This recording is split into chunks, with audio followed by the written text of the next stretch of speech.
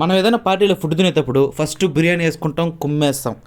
తర్వాత సాంబార్ వేసుకుంటాం, పచ్చడి వేసుకుంటాం, తాలింపు వేసుకుంటాం, ఇంకేదైనా ఫ్రై ఉంటే వేసుకుంటాం, కుమ్మేస్తాం.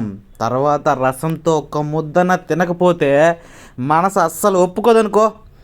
ఇప్పుడు ఆ రసం తయారీ ఎలా చేయాలో ఈ వీడియోలో చూసేద్దాం, చేసేద్దాం, తినేద్దాం, కుమ్మేద్దాం. దీంట్లో ఏమి వేసారమ్మా ఈ పొడులు? దీంట్లో మెంతులు, ధనియాలు, కందిపప్పు, జీలకర్ర, మిరియాలు, తెల్లగడ్డలు, కరివేపాకు, ఇదంతా వేసి మిక్సీకి లేదా దంచుకోవటం ఏదో ఒకటి. ఇది చింతపండు, టమోటాలు కలిపి పిసుక్కున్న రసం. ఇది ఉడకబెట్టుకోవాలి ఫస్ట్. మనం ముందుగానే ఉడకబెట్టేసుకున్నాం.